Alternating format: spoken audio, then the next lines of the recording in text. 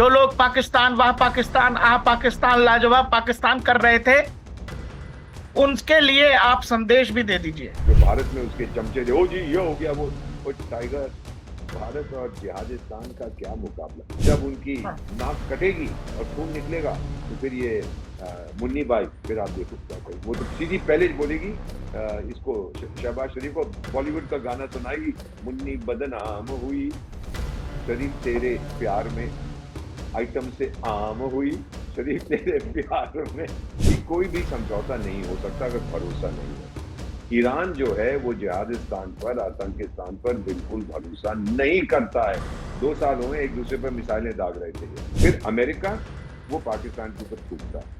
वो कहता है कि देखिए साहब, मुझे दुनिया में एक नौकर चाहिए। जब ये ऐलान किया डोनाल्ड ट्रंप ने कि जी मैंने सीज फायर कर दिया, 3 घंटे के अंदर इसराइल के ऊपर 8 मिसाइलें और डाल दी ईरान। इसराइल ने कहा तेरी ऐसी की तैसी मैं बताता हूँ। फिर इसराइल ने हिजबुल्लाह को ठोकना शुरू कर दिया। ये अब लोग बताइए, अगर इतने बड़े तीसमार खान हैं कि हमारे पास न्यूक्लियर बम है, टेक्टिकल वेपन है, आप एक ट्वीट के ऊपर ट्वीट नहीं संभाल पा रहे भाई, उनको डिलीट करना पड़ा है सर इजराइल वाला ट्वीट। अमेरिका में इजरायली लॉबी इतनी शक्तिशाली है, जूइश लॉबी यहूदी में। सर मैं तो रहा हूँ, हर साल जाता हूँ। लंदन से लेके कुआलालंपुर तक पाकिस्तान पाकिस्तान हो रहा। मैंने यही सुना, अफ्रीका में मैंने सुना है, वो कह रहे थे पाकिस्तान हाय हाय, पाकिस्तान हाय हाय, तो ये भी मैंने सुना है। क्या इजराइल कभी पाकिस्तान का इलाज कर सकता है? 100%। 1980s में बात हुई थी सर, मैं तो जानता हूँ। हमसे इसराइल ने कहा था। नमस्कार, आप देख रहे हैं डीएनपी इंडिया और मैं हूं प्रकाश ललित। हमारे साथ हैं दीपक वोरा सर। दीपक सर किसी पहचान की मोहताज नहीं, अब हमारे प्लेटफॉर्म पर हमारे ही हैं दीपक सर। कहीं भी जाते हैं लेकिन हमारे हैं। खैर दीपक सर, बात यह है कि जो लोग पाकिस्तान वाह पाकिस्तान आह पाकिस्तान लाजवाब पाकिस्तान कर रहे थे, उनके लिए आप संदेश भी दे दीजिए। ऑलराइट, बहुत बहुत धन्यवाद सर। मैं इस समय भोपाल में हूँ, लेक्स झीलों की नगरी है, और जहाँ जिस होटल में मैं ठहरा हूँ, सरकारी होटल, बड़ा पुराना है, शानदार, और बिल्कुल सामने एक बहुत बड़ी लेक है। तो जो लोग पाकिस्तान की वाह वाह कर रहे थे, मैं कहा आ जाओ भैया लेक में डूब जाओ, हमें कोई फर्क नहीं पड़ता है। भोपाल की झील इतनी बड़ी है, आप सब उसमें समा जाओगे, आपके पाप भी धुल जाएंगे।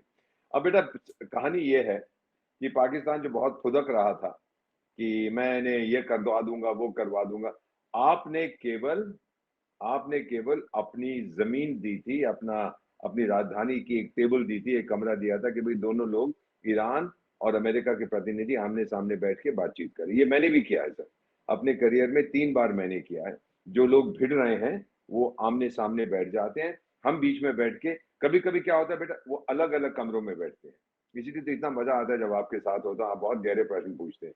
वो अलग अलग कमरों में होते हैं, हम बीच वाले में होते थे। तो एक का संदेश लेके दूसरे के पास दौड़े, उसका जवाब लेके इसके पास दौड़े, दौड़ दौड़ के हम थक जाते थे। वो माने ना माने वो अलग बात है। रियलिटी ये है कि भरोसा, उसके बिना, चाणक्य ने कहा था, और सर ये बिल्कुल सही कहा था, कि कोई भी समझौता नहीं हो सकता अगर भरोसा नहीं है। ईरान जो है वो जिहादिस्तान पर, आतंकिस्तान पर बिल्कुल भरोसा नहीं करता है। 2 साल हुए एक दूसरे पर मिसाइलें दाग रहे थे ये। उसके बाद ईरान के जो आ, मारे गए थे राष्ट्रपति, राइसी उनका नाम था, प्लेन क्रैश में। अब वो मारे भी क्यों गए थे वो अपनी अलग कहानी है। तो वो फिर आए इस्लामाबाद, बुला रहे मेरे इस्लामिक भाई भाई, बहन बहन। फिर ये जो बदमाश अपने आप को शरीफ कहता है, ये गया Tehran, oh my darling darling. तो हम सब ठीक है जी, सब ठीक है, कोई झगड़ा नहीं है। 15 मिनट के बाद मिसाइलें फिर एक दूसरे पे फेंकने शुरू कर दी। तो ईरान भरोसा बिल्कुल नहीं करता, खासतौर से क्योंकि जिहादिस्तान ने डिफेंस एग्रीमेंट साइन कर रखा था सऊदी अरेबिया से, जो ईरान का दुश्मन है। और सऊदी अरेबिया उस पर जोर डाल रहा था कि टाइगर आजा आजा आजा, अब देखता हूँ तेरे साथ क्या होने वाला है, तू आ तो सही मेरे पास, फिर मैं बताता हूँ। तो उस समय ईरान कह रहा था कि क्या पाकिस्तान पाकिस्तान आपकी मदद करेगा, क्योंकि आपके तो डिफेंस पैक्ट है उनके साथ, कि अगर सऊदी अरेबिया पे हमला होगा तो पाकिस्तान मदद करेगा, पाकिस्तान पे होगा तो सऊदी अरेबिया आगे। सऊदी अरेबिया ने कहा मैं कुछ नहीं करने वाला। वो टीटीपी, तहरीक तालिबान पाकिस्तान, ठोक रहे थे इस्लामाबाद की सरकार को, उसकी फौज को। तो सऊदी अरेबिया ने कहा ये तुम्हारी समस्या, लेकिन मेरी समस्या जो होगी उसमें तुझे आना पड़ेगा। ईरान ने कहा तेरी ऐसी की तैसी, वहां जा रहा है तू, मेरे अगेंस्ट लड़ेगा, आजा मैं दिखाता हूँ तेरे को। ये हालत है कि वो दोनों आपस में भरोसा नहीं करते। फिर अमेरिका वो पाकिस्तान के ऊपर थूकता है। वो कहता है कि देखिए साहब, मुझे दुनिया में एक नौकर चाहिए, ऐसा नौकर, जब मैं उसको कहूंगा कूदो, वो कहेगा साहब इतना तो बता दो कितना ऊंचा कूदना है मेरे को।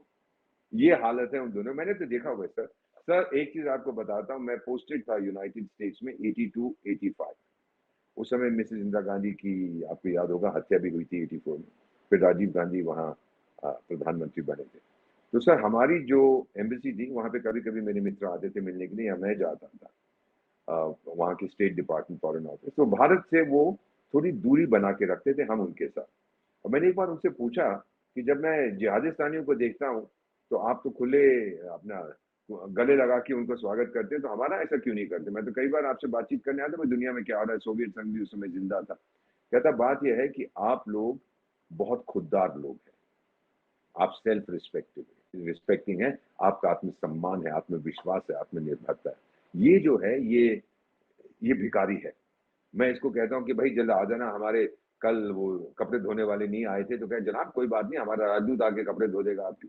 कहता तो हमें और क्या चाहिए? जब ऐसा कोई देश मिल जाए जो आपकी गुलामी करने को तैयार है, खुद कहता है मैं आपका गुलाम हूँ, तो फिर हमें क्या समस्या? इसीलिए अगर आप ऐसे हो जाएंगे तो फिर तो चॉइस ही नहीं है। मैंने कहा टाइगर तू क्या सोचता है, भारत कभी ऐसा होगा? कहता नहीं, आप लोग कभी नहीं होंगे, आप लोगों की इज्जत बहुत है। तो मैंने कहा इनकी है क्या? कहता नहीं, इनकी इज्जत नहीं, वो तो इन्होंने बेच दिया, नीलाम कर दिया। ये एक्चुअल वर्ड्स मैं बता रहा हूँ, एक सीनियर ऑफिशियल जो स्टेट डिपार्टमेंट वहां के। अब ये अगर है तो इसका मतलब अमेरिका भी उसके ऊपर भरोसा नहीं करता, उसको अपना नौकर समझता है। तो ये सीरियस टॉक्स बिल्कुल नहीं होने वाली थी, सिर्फ एक जगह दी जानी थी। और इसराइल तो है ही। और जब ये ऐलान किया डोनाल्ड ट्रंप ने कि जी मैंने सीज फायर कर दिया, 3 घंटे के अंदर इसराइल के ऊपर 8 मिसाइलें और दाग दी ईरान ने। इसराइल ने कहा तेरी ऐसी की तैसी, मैं बताता हूँ। फिर इसराइल ने हिजबुल्लाह को ठोकना शुरू कर दिया। अब एक आदमी हाँ कहता हाँ। है लेबनान में भी सीज फायर होनी चाहिए, इसराइल कहता है बिल्कुल नहीं, हमने तो इसमें अग्री नहीं किया था। अब सच्चाई क्या है? एक चीज याद ललित साहब, बेटा जब जंग होता है ना, जैसे यहाँ डिप्लोमेसी होती है, सबसे पहले मौत सच्चाई की होती है। सच क्या है ये बताएंगे, ये हमें मालूम है। अब ईरान ने कहा कि मैं तो आपके देश में आ रहा हूं मेरे लोग, और आप अपने एयरफोर्स जेट भेजिए कि वो मुझे एस्कॉर्ट करें। क्या पता इसराइल क्या वहां पे हेरा फेरी करनी शुरू कर दे। तो आप क्या हाँ, तो ईरान ने ये कहा भी अच्छा। बात है कि उनको ये डर लग रहा है कि कहीं वहां एसोसिएशन ना हो जाए उस बैठक में। कहीं थैंक यू वेरी मच, बैठक से पहले कहीं उसके जहाज को ना गिरा दे, क्योंकि आजकल वो जहाज को ट्रैक करना बड़ा आसान होता है। और ईरान के पास वो स्टेल्थ फाइटर्स तो है नहीं जो रेडर पे नजर नहीं आते। अब वो मिसाइल की नोक पे बैठ के तो आएगा नहीं उनका नेगोशिएटर, जिसने भी आना था स्पीकर में, जहाज में बैठेगा। ये ना हो कि इसराइल रास्ते में उस जहाज को उठा दे, सऊदी अरेबिया ना उड़ा दे, यूएई। अब तो यूएई की भी एयरफोर्स कूद पड़ी है जंग में, वो भी तंग आ चुके हैं ईरान से। तो अभी जो मैं देख रहा हूँ स्थिति ये है, मुझे ये नहीं पता। आज 10 तारीख है। आज बाय द वे भारत में पब्लिक सेक्टर डे है, जो हमारे पब्लिक सेक्टर की जितनी कंपनियां, अगर दो लोग देख, बहुत से लोग आपका प्रोग्राम, आप सबको भी मुबारक हो, आपने बहुत शानदार अ, अपना अपना योगदान दिया है भारत के विकास में। मुझे नहीं पता अगर अमेरिका से ये लोग आ रहे हैं कि नहीं आ रहे हैं, हो सकता है। लेकिन अभी मुझे कुछ देर पहले पता लगा वो तो अभी वॉशिंगटन में है उपराष्ट्रपति। अब सच्चाई क्या है झूठ क्या है थोड़ी देर में पता लग जाएगा। अगर वो वहां सर बैठा है। आज सुबह जो विदेश मंत्री हैं ईरान के अरागची ने, उसने एक ट्वीट किया था, जिस ट्वीट का लगभग ये मतलब था कि मतलब कैंसिल हो रहा है, जो इस्लामाबाद में बैठक होनी है वो कैंसिल होनी है। एक और ट्वीट डिलीट हुआ है ख्वाजा आसिफ का। ख्वाजा आसिफ ने ये कह दिया अभी कल कि इजराइल जो है दुनिया के लिए कैंसर है। इजराइल के प्राइम मिनिस्टर ऑफिस की तरफ से रिएक्शन आ गया, इजराइल की तरफ से रिएक्शन आ गया, और उसके बाद हुआ ये कि मुनीर एंड टीम ने ख्वाजा आसिफ को बोल के वो ट्वीट डिलीट कराया है। ये अब लोग अगर बताइए। इतने बड़े तीसमार खान हैं कि हमारे पास न्यूक्लियर बम है, टेक्निकल वेपन है, आप एक ट्वीट के ऊपर ट्वीट नहीं संभाल पा रहे भाई, उनको डिलीट करना पड़ा है सर इजराइल वाला ट्वीट। अब आप देखिए, अगर आपने कहा इसराइल कैंसर है, अमेरिका में इजरायली लॉबी इतनी शक्तिशाली है, जूइश लॉबी, यहूदी में। सर मैं तो रहा हूं, हर साल जाता हूं। सारा आपका फाइनेंशियल जो सिस्टम है कौन कंट्रोल करता है उसको? जूइश लोग कंट्रोल करते हैं सर। बहुत अमीर कम्युनिटी है वहां पर। ये आपके रॉकफेलर और ये वो सब उसी कहते हैं, अरे उसी वहां कोख के से। कम से कम अमेरिका के अंदर 200 से ज्यादा वो अरबपति हैं जो सब के सब यहूदी हैं। मैं बता दूं ना सर कि ये सब इसी एक ही कोख से जन्म इन्होंने हाँ। लिया, और ये इसराइल को किसी कीमत पर डूबने नहीं देंगे। ये गधे जो बैठे हुए हैं तेहरान में, उनको ये समझ नहीं आता अमेरिका की आर्थिक शक्ति। अच्छा आपने मिसाइलें दाग दी, डोनाल्ड ट्रंप थक गया या जो भी हुआ, लेकिन उसने भी ट्वीट किया था आपको याद होगा एक पोस्ट किया था कि टाइगर अभी तो मेरी फौज आराम कर रही है और सामग्री हमारे पास है, अगर तूने कुछ बेईमानी की और मैं खुश नहीं हूं जिस तरह से आप इम्प्लीमेंट कर रहे हैं तो मैं फिर ठोकूंगा और ऐसा ठोकूंगा कि नानी याद आ जाएगी। तो सर जब आप एक दूसरे को, आपने कहा सीज फायर के साथ साथ आप धमकियां दे रहे हैं, इसका मतलब क्या होता है सर? इसका मतलब है कि सीज फायर तो सिर्फ कागज पे है, सच्चाई जो है, हाँ हाँ, हकीकत जो है, ऑन पेपर है। हकीकत तो ग्राउंड पे है, ये ऑन पेपर है, हकीकत ऑन द ग्राउंड है, वो आप सब देख रहे हैं। तो अभी भी जैसे हम बात कर रहे हैं, अभी मेरे पास मेरे मित्र का इजराइल से आ रहा है कि वी आर नॉट स्टॉपिंग, हम चलते जा रहे हैं एम्बेसडर, हम जा रहे हैं, हम वही कर रहे हैं जो सारी दुनिया को करना चाहिए था, आतंक को जड़ से मिटाना, हिजबुल्लाह को हम खत्म कर, ये कर देंगे सर। अब जो नेक्स्ट क्वेश्चन आता है, जिहादिस्तान जो इतना शोर मचा रहा था और उसकी कच्ची हो गई है, तो भारत में जो लोग कह रहे थे ओ भारत को करना चाहिए था, अच्छा टाइगर अब सुन लो मेरी बात सर, ये मैं आपको बता देता हूँ, 193 सदस्य हैं संयुक्त राष्ट्र संघ के, 60 आज की डेट में सर, अप्रैल 2026 में 60 देश किसी ना किसी जंग में इन्वॉल्व है, चाहे गृह युद्ध या किसी और के साथ। अब कहां कहां भारत जाके, क्यों कहा भारत वो विश्व गुरु है, तो कहां कहां मध्यस्थता करूंगा टाइगर?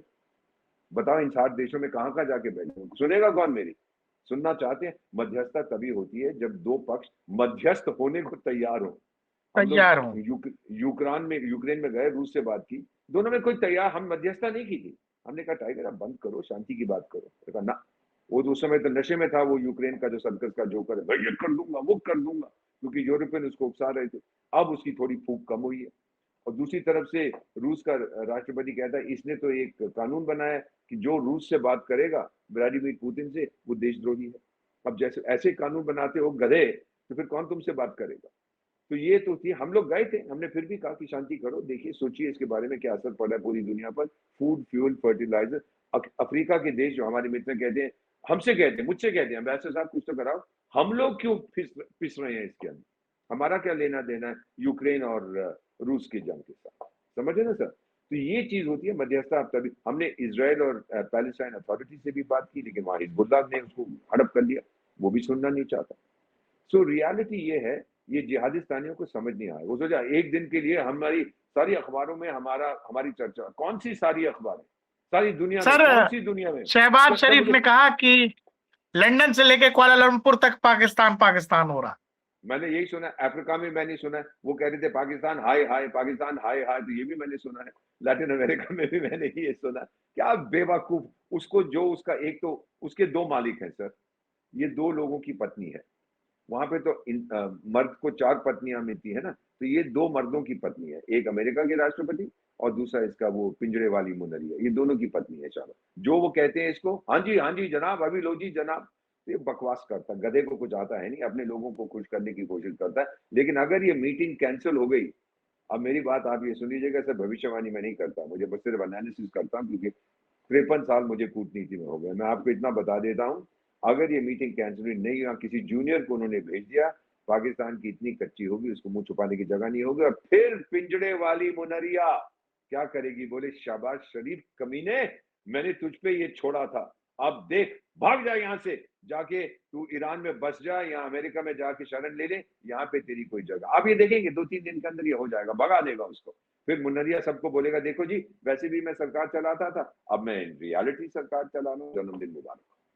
तो ये मेरा मानना है सर, कि ये जो बकवास कर रहे हैं और जो भारत में उसके चमचे थे, ओ जी ये हो गया वो टाइगर, भारत और जिहादिस्तान का क्या मुकाबला। वैसे भी मान लीजिए कि टॉक हो जाती है आज, कल खत्म हो जाएगी, 3 दिन के बाद अखबार में कोई मेंशन नहीं होगा, सब कहानी खत्म। तो ये जो फुदक रहे हैं, ये है वो है, बड़ी बात फुदके, हमारा क्या सर? दिक्कत मेरे को ये है विपक्ष के लोगों से, किसी का नाम नहीं लेता, आप जानते हैं, आप प्राइम मिनिस्टर नरेंद्र मोदी की आलोचना करते हैं, मैं तो उनका दीवाना हूँ, आप आलोचना करते हैं, करिए, पीएम साहब खुद कहते हैं मेरा पुतला जलाओ, मैं भी कहता हूं मेरा भी पुतला जलाओ, मुझे गाली दो, भारत को गाली क्यों देते हैं? ये मुझे समझ नहीं आता। हमारी कूटनीति दुनिया की सर्वश्रेष्ठ है सर, सब ये मानते हैं। भाई क्यों मुझे बोला गया था रूस और यूक्रेन के बीच मध्यस्थता कराओ, इसराइल और पैलेस्टीनियन अथॉरिटी के बीच कराओ, क्योंकि दुनिया हम पे भरोसा करती है। ईरान और अमेरिका को अगर हम कहते टाइगर लोग आप आके नई दिल्ली में बात करो, लेकिन मुझे क्या फायदा है इससे? वो तो दौड़ के आते, दोनों हम पे भरोसा करते हैं, ईरान पे कोई भरोसा नहीं करता। तो ये चीजें अगर आप देखेंगे, वो अपने आप खुदकने तो क्या फर्क पड़ता है? हमने देखी है जिहादिस्तान की हकीकत, लेकिन दिल के खुश रखने को गालिब, ये ख्याल अच्छा है। कूदते रहो, नाचते रहो, क्या फर्क पड़ता है। और अब जब उनकी नाक कटेगी और खून निकलेगा, तो फिर ये मुन्नी बाई, फिर आप देखो क्या करेगी। वो तो सीधी पहले ही बोलेगी, इसको शहबाज शरीफ को बॉलीवुड का गाना सुनाएगी, मुन्नी बदनाम हुई, शरीफ तेरे प्यार में आइटम से आम हुई, शरीफ तेरे प्यार में। तो ये वो बोलेगी उसको कि तूने तो मुझे कहीं का नहीं छोड़ा। तो आप देखते जाइए क्या होता है। और डोनाल्ड ट्रम्प भी, सर डोनाल्ड दिक्कत ट्रम्प ये का कोई है, इंटरेस्ट नहीं है। दिक्कत ये है कि हमारे यहाँ बैठे लोग तो वही तो मैं कह रहा हूँ साहब। विश्व गुरु विश्व गुरु विश्व गुरु ये चिढ़ा रहे हैं कि नेचुरली पाकिस्तान ने कर लिया, आप तो फिर विश्व गुरु थे, आपसे नहीं हुआ। हमने करने की कोशिश ही नहीं की सर, हम क्यों करें? पूछ तो लो। ये लोग जो आलोचना करते हैं, ये तो विश्व के झाड़ू है ना, ये लोग इसीलिए तो तो झाड़ू लगाते जयशंकर हैं। ने बिठा के बोल दिया था कि हम दलाल नहीं है पाकिस्तान की तरह। सीधी सीधी बात है, हम क्यों करें? दुनिया में ने बोला 60 जंग हो रहे हैं, हम क्यों जाएं हर जगह? यार अगर पेरू की किसी के अपने लैटिन अमेरिका अपने पड़ोसी के साथ, कोलंबिया के साथ जंग हो रही है, मेरा क्या लेना देना है उससे? वो जी आपको जाना चाहिए मध्यस्थता कर, और मेरी कौन सुनेगा, और मेरा इंटरेस्ट क्या है वहां पर? तो ये चीजें इनको समझ नहीं आती हैं सर। ये बस इतनी घृणा करते हैं ये मौजूदा सरकार से कि इनका भेजा फ्राई हो जाता है। और कुछ 80 85 90 साल के इनके लीडर हैं, सत्ता उनकी छिन गई है। अब ये तीसरा टर्म पीएम साहब का है, चौथा टर्म भी आएगा। तो सर जब कुर्सी छिड़ती है ना, मैं तो अभी कुर्सी पे बैठा हूँ, अगर ये कुर्सी टूट जाए मैं गिर जाऊंगा, मुझे बहुत तकलीफ होगी सर। तो ये चीजें हैं, ये हकीकत है। और चाणक्य ने एक चीज और कही थी सर, क्योंकि मैं तो हर रोज मेरे सराहने के साथ चाणक्य नीति पढ़ी रहती है, रोज मैं एक पेज को पढ़ता हूँ, फिर पढ़ता हूँ, फिर पढ़ता हूँ। उसने दो चीजें कही थी कि जंग करना है, ये बड़ी मजेदार चीज कही थी। पहले आईना देखो, अपनी ताकत समझो और दुश्मन की ताकत समझो, और फिर आप जो निर्णय लेना है। अगर आपकी ताकत कमजोर है, फिर बाकियों के पास जाओ, बोले आप मेरे साथ जुड़ जाओ, हम उसको तोड़ेंगे। दूसरी चीज उसने कही थी कि अगर आपका किसी के साथ बातचीत हो रही है या संबंध ठीक नहीं है, दरवाजा बंद कर दो, खिड़की खुली रखो, क्या मालूम कब आपको बात करनी पड़े उससे। अब इन गधों को ये बात जब समझ आ जाएगी, तो फिर, क्योंकि जैसे आपने ट्वीट किया वो दुनिया में कैंसर है, तो आपने तो दरवाजा बंद कर दिया, फिर डिलीट करके आपने खिड़की खोलने की कोशिश करी, तो बहुत लेट है, सारी दुनिया में वो देख लिया। तो सर ये सर इसराइल इनकी। ने एक बात कही है, इसराइल की तरफ से एक बात आई है कि हम जो ईरान को मारते हैं ना, तो वो 70 डिग्री का वो है, एंगल पे हमने मिसाइलें फिट कर रखी हैं। 20 डिग्री और ऐसे करेंगे ना तो 90 डिग्री पे जाएगा, वो पाकिस्तान जाएगा। आपको ये लगता है कि निकट भविष्य में और आने वाले समय में, या हो सकता है कभी भी एक समय ऐसा आएगा जो ईरान न्यूक्लियर पावर ना हो? इसकी लड़ाई इसराइल लड़ रहा है, एक न्यूक्लियर पावर देश है जो इस्लामिक है। क्या इसराइल कभी पाकिस्तान का इलाज कर सकता है? 100% 1980s में बात हुई थी सर, मैं तो जानता हूं। हमसे इसराइल ने कहा था कि आप जरा हमारे को रिफ्यूलिंग दे दीजिए, हम मान गए थे। फिर वो हमें बताया अमरीकियों ने कि भाई मत करना, ये हो जाएगा वो हो जाएगा, फिर हम खामोश हो गए, हम पीछे हट गए। लेकिन एक इजरायली प्राइम मिनिस्टर, कहीं मैं उनको सुन रहा था, कई साल हो गए, तो बाद में मैंने अपने आप को इंट्रोड्यूस किया कि भाई मैं भारत से हूँ, तो मुझे कहने लगे कि आतंक आज दुनिया में, ये हो गए इसको कोई 20 25 साल की, आतंक दुनिया के सामने सबसे बड़ी चुनौती है। 9/11 के बाद था, 9/11 के बाद बहुत बड़ी चुनौती है। केवल दो देश उसको जड़ से मिटा सकते हैं, इजराइल और इंडिया। उसने 2 आई बोला था, उसने कहा let us be I to I, India and Israel. मैंने कहा सर जो आप कह रहे हैं, थैंक यू, बस उससे ज्यादा मैं क्या कह सकता हूँ। वो तो बहुत बड़े आदमी थे, मैं तो मैंने उनसे ये सुना, जब मैं बहुत सोचा, मैंने कहा ये बिल्कुल सही कह रहा है, हम भी आतंक से पीड़ित हैं। और सर अगर आप जाएंगे ना, फर्स्ट 5 ईयर जब इंतफादा होता था इसराइल में, 2000 से 2005, इन्होंने वो दीवार भी बना दी थी वेस्ट बैंक की, ताकि पैलेस्टीन जो पहले खुले से आते ना आ पाए, क्योंकि अपने आप को जाके ये आत्मघाती हमलावर बन जाते थे, लोगों को मारते थे। इतने लोग मारे उन्होंने इसराइल में पहले 5 साल में, 2000 से 2005, कि हम लोगों ने, मैंने खुद, बहुत से देशों ने इसराइल से पूछा भाई तुम्हारा हॉस्पिटल सिस्टम क्या है?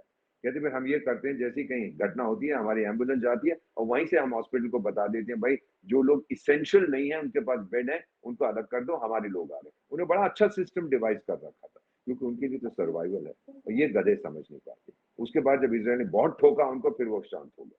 तो मेरा अपना मानना है सर कि अगर आपने किसी दो दुश्मनों के बीच में शांति करानी है, पहले अपनी ताकत समझ लो। मान लीजिए ईरान कहता है, मान लीजिए ईरान कल कहता है, अच्छा यार ठीक है, मेरा जो नुकसान हुआ है ना 200 बिलियन, बिलियन में 9 शून्य होते, 200 बिलियन डॉलर, चल भाई जिहादिस्तान तू पैसे दे दे। वो कहां से देगा? उसके पास $10 नहीं है। हाँ, अमेरिका जब मध्यस्थता करता था, एक कहावत वहां होती थी सर, मैं आपको बता देता था, जब मैं पोस्टेड था वहां, वो कहते थे अमेरिका हर चीज में यही कोशिश करता है, दुनिया में किसी जगह समस्या हो पैसे फेंक दो उसमें, throw money at the problem, और वो प्रॉब्लम शायद चली जाएगी, जाती कहीं नहीं थी। और फिर एक अमेरिकन सेनेटर जब सोवियत संघ टूटा था, उन्होंने बड़े बड़े घमंडी था वो, तो क्या बोला, जब दुनिया इमरजेंसी कॉल करती है तो वो वॉशिंगटन में फोन बजता है, यानी हम शहंशाह दुनिया के। तो ये चीजें अगर आप ये घमंड देखेंगे, throw money at the problem, चलिए आज भी हो जाएगा, जिहादिस्तान के पास पैसा है फेंकने को, डोनाल्ड ट्रंप पैसा देगा ईरान को कि जब मैंने तेरा इतना नुकसान किया ये ले हट जाना। अब वो कहता है स्ट्रेट्स ऑफ हॉर्मुज तो तेरे बाप की अमानत है नहीं, ईरान कहता है मैं पैसे लूंगा। फिर ट्रंप के यहाँ से एक खबर आई थी जो बाद में उसका खंडन किया गया कि ट्रंप कहता है चलो हम दोनों मिलकर लूटेंगे जो देश वहां इसका इस्तेमाल करते हैं। वो धंधे वाला है, वो तो उसकी नाक ऐसी है, भाई कहाँ पैसा बनता है, इधर चलो इधर जा, अरे गलत हो गई, यहाँ नहीं वहां ज्यादा है, चलो वहां चलते। तो ये तो उन लोगों का विचार है। आज अनफॉर्चुनेटली एक देश अमेरिका जिसका इतना पोटेंशियल था, सब लोग हम मोहब्बत करते हैं, समझ जाना चाहते थे, आज वो अकेला पड़ गया। अपने इतिहास में इतना अकेला वो कभी नहीं पड़ा जितना आज हो गया, अनफॉर्चुनेटली। सर पिछले 100-150 साल देखें, अगर ध्यान करें, तो कोई भी युद्ध जो हुआ है जिसमें अमेरिका कभी अकेला नहीं लड़ा, कभी अकेला नहीं लड़ा, उसके साथ नाटो फोर्सेस, यूरोपीय ताकत हमेशा रही हैं। ये पहला मौका है पिछले 100-150 साल में जब अमेरिका को नाटो अलाइज के बगैर लड़ना पड़ रहा है। वो अफगानिस्तान में लड़े हैं, वो इराक में लड़े हैं, वो सीरिया में लड़े हैं, लेकिन ईरान के मोर्चे पर अकेले हैं अमेरिका। तो ये समझ जाना चाहिए मैकडोनल्ड ट्रंप को कि ये क्यों हो रहा है। अमेरिका की छवि इतनी खराब क्यों होगी कि कोई मेरा हाथ नहीं पकड़ना चाहता, कोई पब्लिक नहीं कहना चाहता अमेरिका अच्छा देश है। अगर वो गधा ये समझ जाए, उससे बड़ी बात क्या हो सकती है सर, यही मेरा मानना है।